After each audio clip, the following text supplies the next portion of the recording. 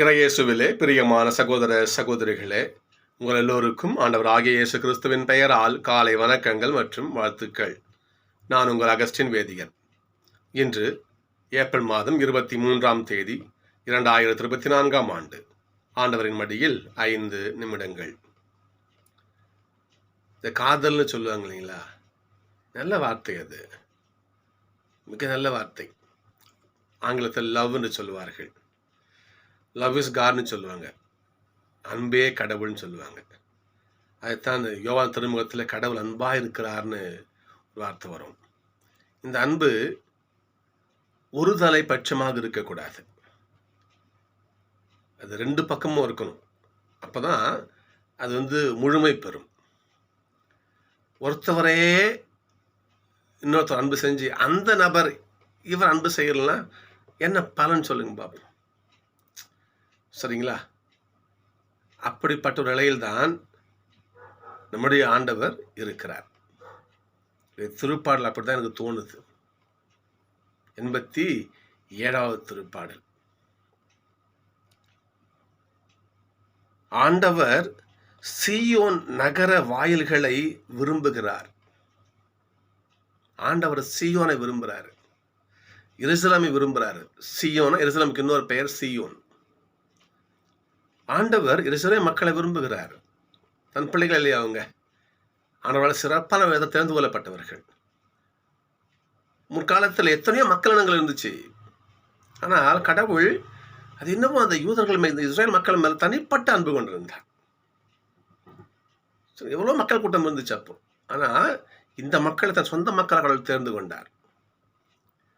ஆனால் அதனால் என்னவோ பைபிள் சொல்லுது பாருங்க, நான் எந்த அளவுக்கு அவர்களை வருந்தி அழைத்தேனோ அந்த அளவுக்கு அவர்கள் என்னை விட்டு விலகுவதிலேயே குறியா இருந்தாங்க.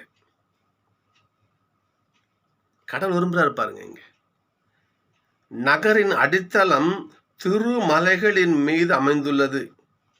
யாக்கோபின் உறைவிடங்கள் அனைத்தையும் விட ஆண்டவர் சீயோன் நகர வாயிலையே விரும்புகிறார். கடவுள் தான் திறந்து கொண்ட மக்களை அவ்வளோ அன்பு செய்தார், அவ்வளோ அன்பு செய்தார். தேடி வரார், மக்களை மீட்க ஆண்டவர் தேடி வரார்.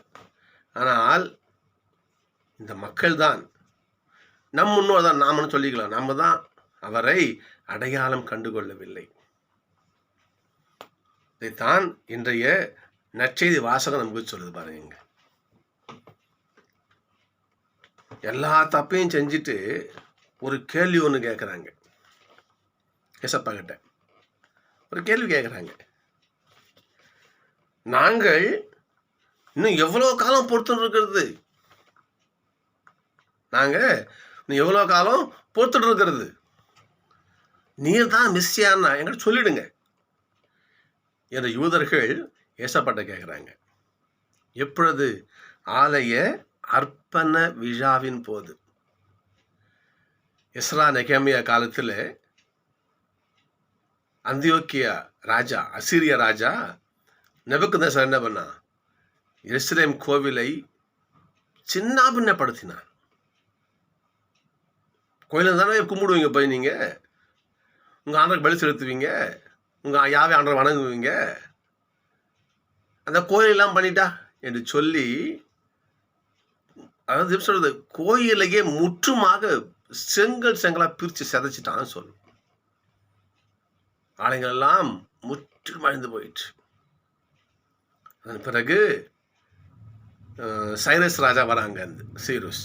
அவர் மக்கள் விடுதலை பண்ணி அனுப்புகிறான். போங்க, போய் உங்கள் ஆலயங்களை கட்டி எழுப்புங்க, ஆலயங்கள் கட்டி எழுப்பு, ஆண்டவர் பள்ளி செலுத்துங்க, போங்க என்று விடுதலை பண்ணி அனுப்புகிறான். எஸ்ரா நெகேமியா அந்த காலகட்டத்தில் அவங்க என்ன பண்ணுறாங்க? ஆலயத்தை மீண்டும் கட்டி எழுப்பி பலிப்பீடம் அமைத்து ஆண்டவருக்கு பள்ளி செலுத்தி வணங்கி அந்த விழாவை ஆலய அர்ப்பண விழா என்று மாபெரும் கொண்டாடுறாங்க அவங்க. அந்த விழாவின் போது தான் யூதர்கள் இந்த கேள்வி கேட்குறாங்க. யூதர்கள் அவரை சூழ்ந்து கொண்டு, இன்னும் எவ்வளவு காலம் நாங்கள் காத்திருக்க வேண்டும்? நீர் மெசியாவானால் அது எங்களிடம் வெளிப்படையாக சொல்லிவிடும் என்று கேட்டார்கள். சொல்லிடுங்க. ஏசப்பா சொல்றாரு, நான் சொன்னேன், நானே வானி நின்று வந்த உணவு நான் சொன்னேன் அவங்ககிட்ட தான். நானே இறைமகன் சொன்னேன் உன்ட்டு, நானே கடவுளுடைய பிள்ளை சொன்னேன். தந்தை கிட்ட என் வழியே தான் போன நான் சொன்னேன் உங்ககிட்ட. நான் மறைச்சா பேசுனேன், நான் சொன்னேன் உங்ககிட்ட. நீங்கள் தான் நம்பவில்லை. அதாவது அவங்க நம்பாததுக்கு ஒரு சாக்கு. ஒரு பழமொழி சொல்லுவாங்க, ஆட தெரியாதவ அரங்கம் கோணல்னு சொன்னாலாம் அந்த கதையா. நீ நம்பல. ஆண்டவர் இயேசு அத்தனை வல்ல செயல்களை செய்தார். நீ கண்ணால பார்க்கிற, அவரும் ஒளிச்சு மறைச்சு செய்யல, அனைத்தையும் வெளிப்படைய செய்கிறார், அனைத்தையும் வெளிப்படையா போதிக்கிறார். எங்க ஓடி ஒளிஞ்சு போதிக்கல இல்லையா? நானே வாழ்வு தரும் உணவு சொல்றார் அவர், நானே செம்மறி சொல்றார் அவர், நானே ஆயன் சொல்றார் அவர், என்னை கண்டவன் தந்தையை கண்டான் சொல்றார் அவர். சொல்லாம மறைக்கலையா அவரு? சொல்லுங்க பாப்பா. சொன்னாலும் மறைச்சார் அவர்? வெளிப்படையா இருக்கார் ஆண்டவர் இயேசு கிறிஸ்து. நான் உங்களிடம் சொன்னேன், நீங்கள் நம்பவில்லை. என் தந்தையின் பெயரால் நான் செய்யும் செயல்களை அதற்கு சாட்சிய. 1 கொரிந்தியர் சொல்லுவார், 1:22 பவுல் சொல்லுவார், யூதர்கள் அடையாளத்தை விரும்புகிறார்கள், அற்புதத்தை விரும்புறீங்க. நீங்க உங்களுக்கு செஞ்சு காட்டின அப்பதானே, அப்படித்தானே? எவ்வளோ செஞ்சு காட்டினேன் உங்களுக்கு. நான் அப்பம் பழுக செய்தேன், நயின் பட்டின கைம்பெண் மகனை உயிர்ப்பிச்சேன், பெரும்பாலுள்ள பெண் ஆடையை தொட்டு குணமானால், இறந்த லாசர் 4 நாள் செத்து போய் நாருமேன்னு சொன்னாங்க அவங்க தங்கச்சிலாம், நானும் போய் அவளை உயிர்ப்பிச்சேன், தலித்தாகும் சிறுமியை நான் பிள்ளை உயிர்ப்பிச்சு கொடுத்தேன். எவ்வளோ அற்புதங்கள்! அப்பம் பழுக செய்த அத்தனை பேருக்கு பசி ஆத்தனை செஞ்சேன் இல்லையா? நீங்க நம்பல. கண்ணிருந்தும் குருடரா இருந்தீங்க நீங்க, காது இருந்தும் செவிடரா இருந்தீங்க நீங்க. தப்பெல்லாம் உங்க பேர்ல வச்சுக்கிட்டு இப்ப என்ன சொல்றீங்க? நீ மெஸ்ஸியாவை கூட சொல்லிடுங்க. என்ன சொல்லிடுங்க? நான் செய்த செயல்களே அதற்கு சாட்சியா சொல்ற பாருங்க பார்ப்போம். என் தந்தையின் பெயரால் நான் செய்யும் செயல்களே எனக்கு சான்றாய் அமைகின்றன. நீ நம்பல, இன்னும் அது சொல்ற பாருங்க பார்ப்போம். ஆனால் நீங்கள் நம்பாமல் இருந்தீர்கள், ஏனென்றால் நீங்கள் என் மந்தையை சேர்ந்தவர்கள் கிடையாது.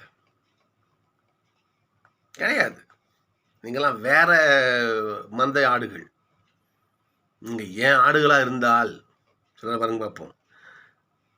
ஏனெனில் என் மந்தையை சேர்ந்தவர்கள் அல்ல, என் ஆடுகள் என் குரலுக்கு செவி சாய்க்கின்றன, அவை என்னை பின்தொடர்கின்றன, நான் அவைக்கு நிலை வாழ்வினை கொடுக்கிறேன், அவை என்றுமே அழிந்து போகாது.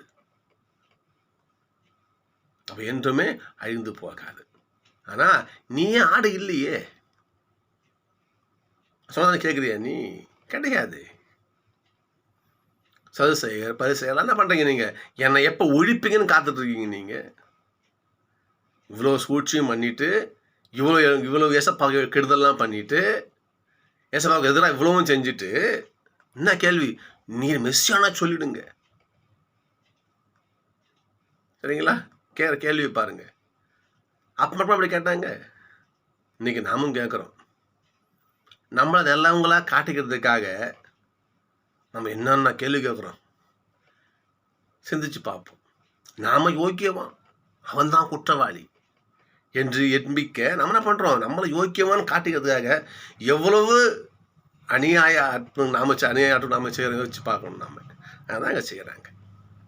அவ்வாறு அல்லாமல் எவன் ஒருவன் இயேசுவை ஏற்றுக்கொள்கிறானோ, எந்த ஆடு தன்னுடைய ஆயனுடைய குரலுக்கு செவி கொடுக்கிறதோ, எந்த ஆடு ஏசப்பாவுடைய கொட்டிலே அவர் பாதாடியில் அடைந்து கிடக்கிறதோ, எந்த ஆடு ஏசப்பாவுடைய பாதாடி சுவடை பின்பற்றி போகிறதோ, அந்த ஆடுதான் மீட்பு பெறும், நிலை வாழ்வை பெறும், அழியாத வாழ்வை பெறும். நட்சத்திர அருமை சொல்ற பாருங்க சப்பாங்க. ஏனென்றால் நானும் தந்தையும் ஒன்றாயிருக்கிறோம், என்கிட்ட இருந்து என்னுடைய ஆடை யாரும் பிரிக்க முடியாது. எவன் ஒருவன் இயேசுவை அண்டி வருகிறானோ எந்த சக்தியாலும் இயேசப்பாவை பிரிக்க முடியாது. அப்படி இயேசப்பாவும் இல்லையா, இயேசு என்கின்ற ஆயனும் மக்கள் என்ற ஆட்டு கூட்டமும் மந்தையும் ஒன்றாக இணையும் பொழுது அவங்களுக்கு அற்புதமான ஒரு பேர் கிடைக்குது. இன்னைக்கு அதான் இன்னைக்கு நமக்கு முதல் வாசல் வாசிக்கிறோம். முடியப்பர் இறந்தவுடன், ஏசப்பா இறந்த உடனே மக்கள் நம்ம செதறி போனாங்க, பயந்து ஒளிஞ்சு பார்த்தோம்ல. நம்ம அதே போல ஒரு நிகழ்வு முடியப்பர் இறக்கும் பொழுது நடக்கிறது. ஸ்தேவான் இறக்கும் நடக்கிறது. ஸ்டீஃபன் அவர் என்ன பண்றாங்க, கலலை அடிச்சு அவரை கொலை செய்யறாங்க. அவரை கொலை செய்ய பார்த்த இந்த சீடர்கள் என்ன பண்றாங்க, அங்கங்க செதறி ஓடுறாங்க. எங்க வராங்க பாருங்க பார்ப்போம். அந்தியோக்கியாவுக்கு போனாங்க. அப்புறம் இன்னும் பல பகுதிகளுக்கு என்ன பண்றாங்க, அவங்க செதறி போறாங்க. சீரேன் போறாங்க, சைப்ரஸுக்கு போறாங்க. எல்லா ஊர்களுக்கும் செதறி ஓடுறாங்க. அங்கே அப்போ என்ன பண்ணுறாங்க பாருங்க பார்ப்போம். அங்கே சென்று கிரேக்கர்கிட்ட சென்று இயேசுவை பற்றிய நற்செய்தியை அறிவித்தார்கள். செதறி ஓடி அவங்க அப்படி இன்னும் இல்லை, அங்கேயும் போய் என்ன பண்ணாங்க, ஆண்டவரை அறிவித்தார்கள். பர்னபா போறாரு. அவர் என்ன பண்றாரு, பர்னபா அங்கே அந்தியோக்கியாவுக்கு போயிட்டு அவரும் இயேசு பற்றி அறிவிக்கிறார். பர்னபாவும் சவுலும் 2 பேரும் என்ன பண்றாங்க, அந்தியோக்கியாவிலே தங்கி 1 ஆண்டு காலம் ஆண்டவர் இயேசுவை அறிவிக்கிறார்கள். நற்செய்தி பணி அவர்களுக்கு மாபெரும் வெற்றியை கொடுத்துன்னு சொல்லணும். இன்னைக்கு நமக்கெல்லாம் ஒரு பர்த்டே கூட சொல்லலாம், அதுக்கு தப்பு இல்லை. நம்மளாம் கிறிஸ்தவர்கள் இல்லையா? கிறிஸ்தவர்கள் என்ற ஒரு கூட்டம், ஒரு குழு இல்லையா, ஒரு அதை சொல்றது ஒரு அடையாளம் தோன்றிய நாள் என்று. நீ வாசகம் பாருங்க. அந்தியோக்கியாவிலே இயேசுனுடைய சீடர்கள் கிறிஸ்தவர்கள் என்று பெயர் பெறுகிறார்கள். எப்படி முதல்ல பண்ணாங்க, சதஞ்சு ஓடினாங்க. அங்கே எல்லாம் சீடர்கள்னா பெயர் வச்சிருந்தாங்க. அவங்களுக்கு அங்கே ஓடு இங்கே ஓடு, மக்கள் அப்படியே அவங்களுக்குன்னு ஒரு தனி ஒரு அடையாளமே இல்லாமல் இருந்துச்சு. ஆனால் சீடர்கள் இயேசுனுடைய அருளை பெற்று ஆண்டவர் இயேசு தம் சீடர்கள் வழியாக எவ்வளவு வலிமையாக செயலாற்றினான்னு சொன்னா, இயேசுனுடைய கூட்டம், திரு அவை கூட்டம் நாளுக்கு நாள் பெருகி கொண்டே வந்தது. அது எண்ணிக்கையே சொல்ல முடியாது. அப்பேற்பட்ட அந்த மக்கள் கூட்டத்திற்கு கிறிஸ்தவர்கள் என்று பெயர் சூட்டப்பட்ட நாள் என்று இந்த வாசகம் சொல்லுங்க நமக்கு. அதுக்கு அர்த்தம் சொல்லுங்க பார்ப்போம். கிறிஸ்தவங்க என்ன? கிறிஸ்தவனுடைய பிள்ளைகள், அதான் கிறிஸ்தவர்கள். கிறிஸ்தவங்களாம் யாருன்னு கொஞ்சம் பார்க்கலாமா? பாருங்க பார்ப்போம்.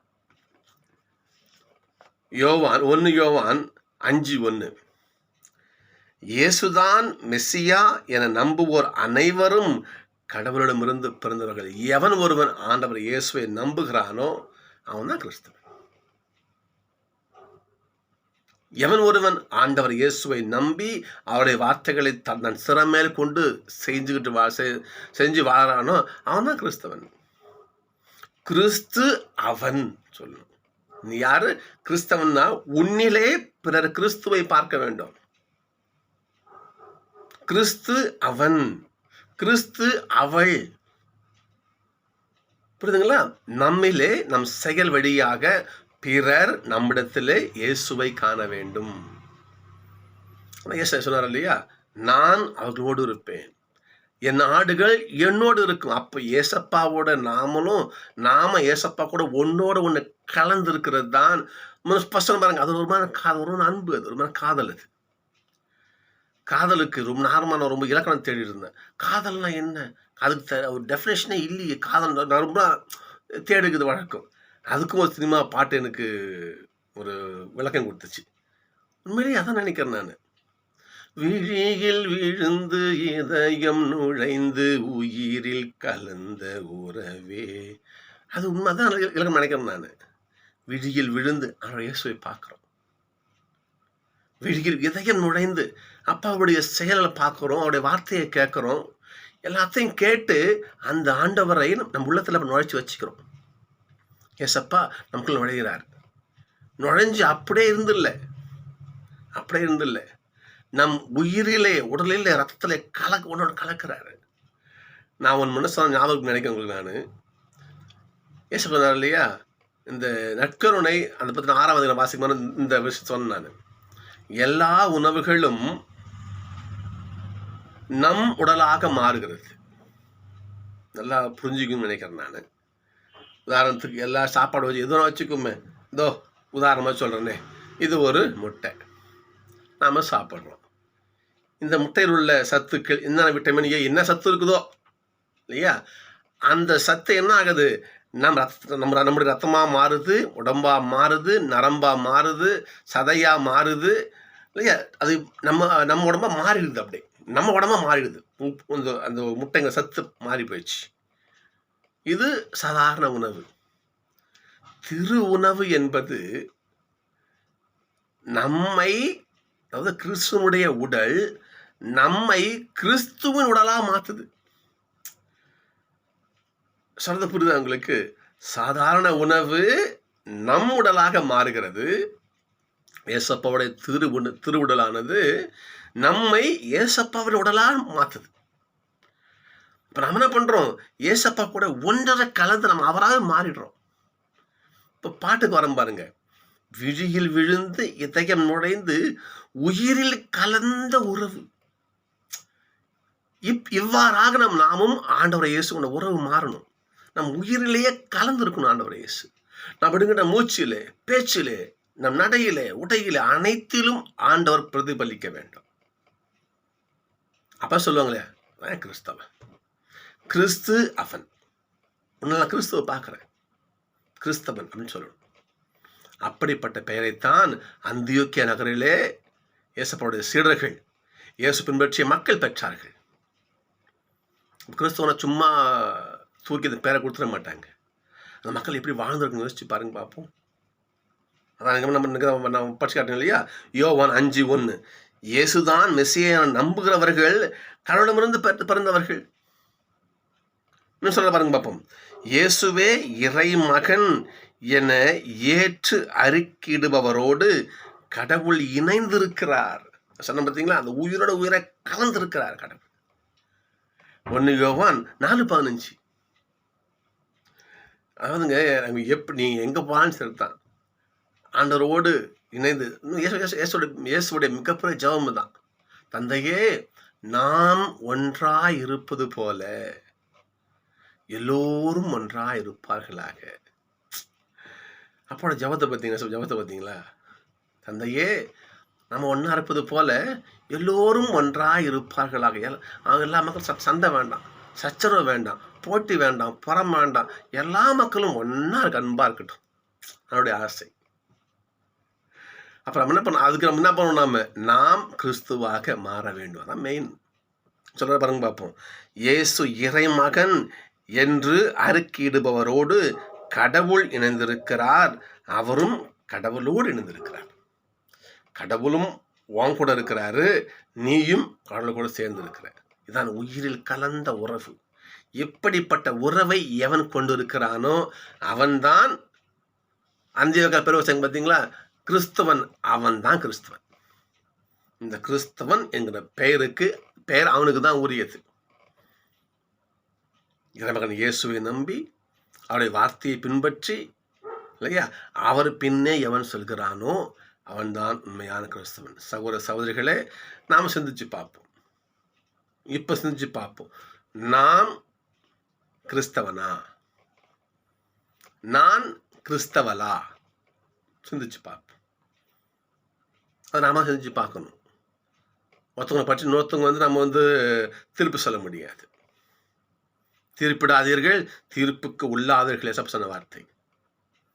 அதனால அவங்களுடைய எண்ணத்துக்கு நம்ம விட்டுருவோம். நாம யோசிச்சு பார்ப்போம், நாம கிறிஸ்தவங்களா? நம்மளை பார்த்து கிறிஸ்தவன் அப்படின்னு சொல்லுவாங்களா? இல்லைன்னா இதெல்லாம் ஒரு கிறிஸ்தவன் இப்படி சொல்லுவாங்களா? யோசிச்சு பார்ப்போம். சகோதரிகளே, அன்று அந்தியோக்கியாவிலே அந்த மக்கள் எவ்வளவு கிறிஸ்தவ ஒன்றிப்போடு மக்கள் வாழ்ந்தால் அந்தியோக்கிய நகரிலே ஒரு கிறிஸ்தவர்கள் பெயர் பெற்றிருப்பாங்க. அந்த பெயர் நமக்கும் பொருத்தமானதா இல்லையா? சிந்தித்து பார்ப்போம். பொருத்தமாக அமைய அவர்களை ஜெபிப்போம். நன்றி. நாளை சந்திப்போம்.